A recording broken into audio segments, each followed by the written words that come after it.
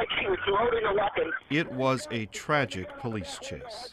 And I'm so troubled that our officers were involved in it. And I'm so troubled that those people died. More than 60 Cleveland police cars chased two unarmed people, 43-year-old Timothy Russell and his passenger, 30-year-old Melissa Williams, for almost half an hour before shooting and killing them in East Cleveland. These x-rays of Williams give just a sense of what happened. Each person was hit over 20 times. The day after, then Police Chief Mike McGrath, now the city's safety director, seemed to ask the precise questions that were on everyone's minds. Why did we get involved in a chase for over 20 minutes? Why did we have 13 officers involved shooting their weapons, firing 137 rounds? According to police, the chase began after an officer thought he heard a shot coming from Russell's car in downtown Cleveland. It may have been a backfire. Because he died, no one will ever know for sure why Russell fled, but again, he and Williams were unarmed. An Ohio Attorney General's investigation included this animation showing that once they had Russell's car stopped in East Cleveland, the Cleveland police officers were essentially firing at each other. We're dealing with a systemic failure in the Cleveland Police Department. McGrath and others have disagreed with that conclusion. Still, what is Cleveland to do to answer Chief McGrath's most often repeated question about that night? It's just a tragedy, and you try to make sense of it, and it's very difficult. All night long I'm thinking, why? Many cities besides Cleveland have faced controversy over police-involved shootings, including Cincinnati, where things got worse before they got better. It was really not an option. It was there, It needed to be dealt with. The Justice Department was there. In April of 2001, Cincinnati's leaders were trying to end 3 days of unrest. 16 African-American men or teens had been killed by the police over 5 years, some of them unarmed. The last one was 19-year-old Timothy Thomas, who did not have a gun. Timothy Thomas's funeral was in this church. Pastor Damon Lynch said community leaders and the police realized something had to change, and they went for big and bold. We wanted to do something that, at the end of the day, brought Cincinnati together. Some kind of collaborative attempt that whether you're a police officer or a policeman's wife or a young black male, whomever you are in this city, let us all come to the table. It's an all-hands-on-deck approach that we will detail in a moment. But first, could something similar work in Cleveland? They've got some policing styles in Cleveland that are old school and very traditional. Jeffrey Blackwell, Cincinnati's new police chief, attended Case Western. The community in Cleveland, I went to college in Cleveland. I know a little bit about the community there. The community in Cleveland has been asking for a change for a long time. There's been friction between citizens in Cleveland and the police department for a long time. Chief Blackwell says that's what Cincinnati faced before the collaborative was put in place, with some assistance from the DOJ, the Justice Department.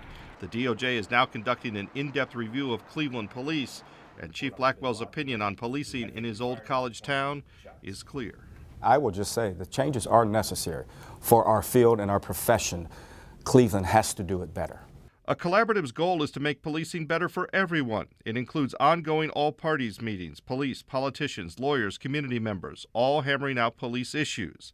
It holds the community responsible for helping with so-called problem-solving policing, looking for ways to reduce crime. It includes a citizens' complaint authority that has real power to investigate accusations of police misconduct. It has transparency, and it's humble. In the past, police agencies had this big me, little you mentality.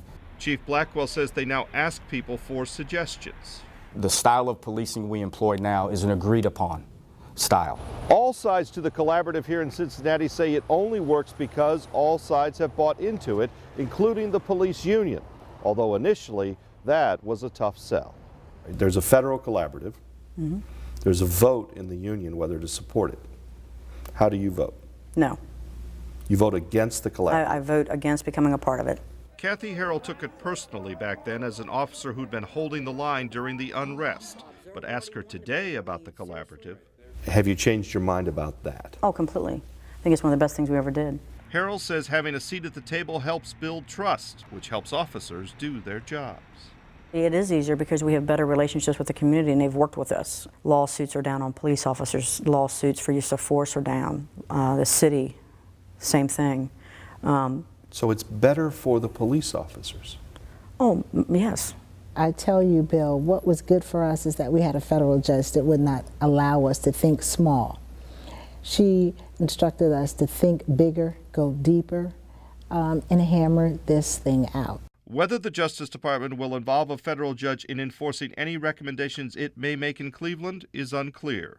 A judge no longer oversees policing in Cincinnati, but the collaborative remains. What makes it work is constant engagement. Civil rights attorney Al Gerhardstein helped develop the collaborative. Now, there is a growing sense that the police are partners in building a stable environment where we can work and earn money and live safely.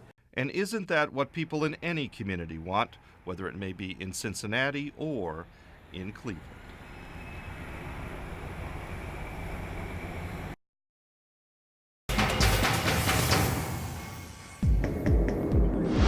She looked like she was loading a weapon. It is now known simply as the chase. Just turning back around, pointing a firearm. Over 60 Cleveland police cars chasing two unarmed people, 43-year-old Timothy Russell and his passenger, 30-year-old Melissa Williams, for almost a half hour into East Cleveland before killing them in a hail of 137 bullets. Everyone seemed shocked, from family members of the victims. We believe that the police used excessive force. To community leaders. There were 137 shots fired into that car. That's historic. To the police themselves. And I'm so troubled that our officers were involved in it. And I'm so troubled that those people died and their families and everything else. I mean, it's just a tragedy. It is that, but what, if anything, should or will change because of it? We've been to the Cleveland Division of Police. I've gone on, and many people have gone on ride-alongs, talked to the command staff of the Cleveland Division of Police. We've been to churches to talk to members of the community. The Department of Justice is now conducting an in-depth review of whether there is a pattern of the use of excessive force in the Cleveland Police Department. U.S. Attorney Steve Dettelbach says about 10 people are working on it close to full-time. Dettelbach says they will go only where the evidence leads, but if it leads to a pattern of excessive force. So if you were to find that there was evidence that showed that, well, why is that happening? And then finally, a prescription. So what can you do to change things? I'm proud that we made the changes that stood up for civil rights and from reforms. Back in 2001, Cincinnati's leaders were trying to restore calm after 3 days of unrest. The police had killed 16 African-American men or teens in 5 years, some of them unarmed. The city and John Cranley, who then served on council, were searching for real answers and real change. You've got to include the police in any changes in order to not have unintended consequences related to safety. But over time, Cincinnati did get its police and its police union to buy into major, almost revolutionary changes. Change is difficult. Although it's inevitable, it's difficult because of the old school way we did things. But Scotty Johnson says the changes have led the community to treat the officers better, which in turn has made the officers' jobs easier and in many ways safer. And if you ask any police officer, would you rather come and scuffle and fight and have friction every time you make a radio run? They'll tell you, we want to be respected, we want to be appreciated. And I think cities have to recognize now, policing is about a collaboration and a trusting relationship with the community. It's not we do it our way and you get out of the way. It's let's do this together. What Cincinnati did was develop what is called a collaborative with the goal of making policing better for everyone.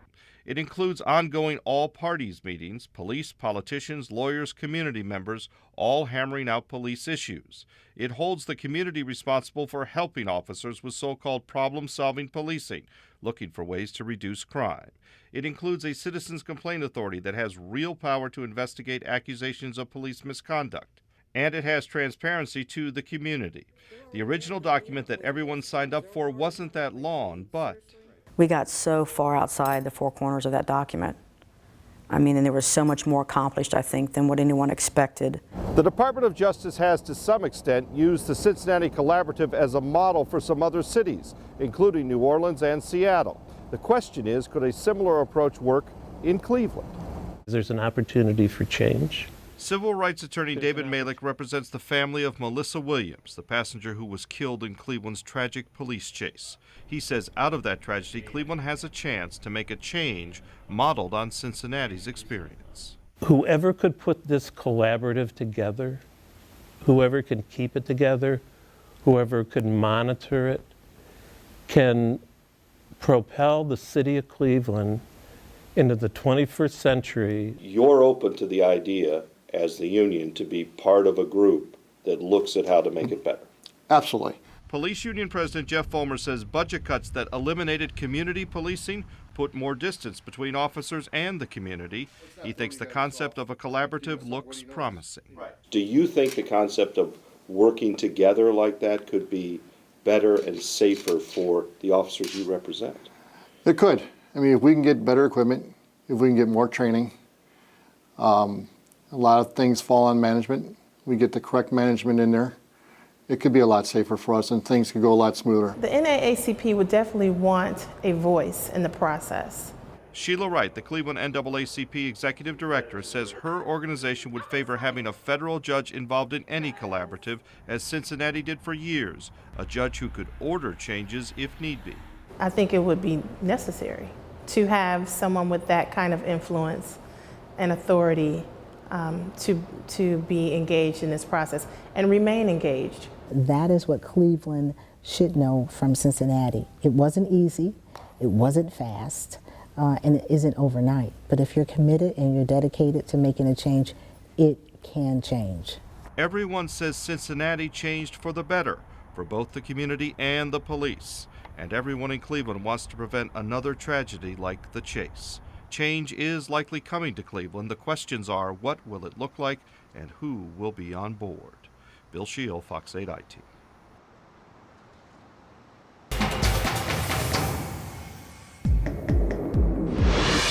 In the wake of the almost unbelievable 2012 police chase that left 2 people dead and all the other incidents detailed in the Justice Department's at times scathing report, what's the hope for Cleveland? That its police department goes through a transformation similar to what took place in Cincinnati.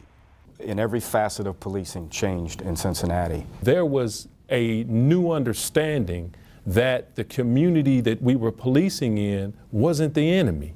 Earlier this year, the Fox 8 I team profiled the changes that took place in Cincinnati after 3 days of unrest in 2001, following the killing of 16 African Americans by the police in 5 years, some of them unarmed. The Justice Department launched a sweeping investigation, just as it has in Cleveland, that led to a collaborative and enforceable agreement between the police and the community, an agreement that would have been unthinkable even 20 years ago. Policing was vastly different then.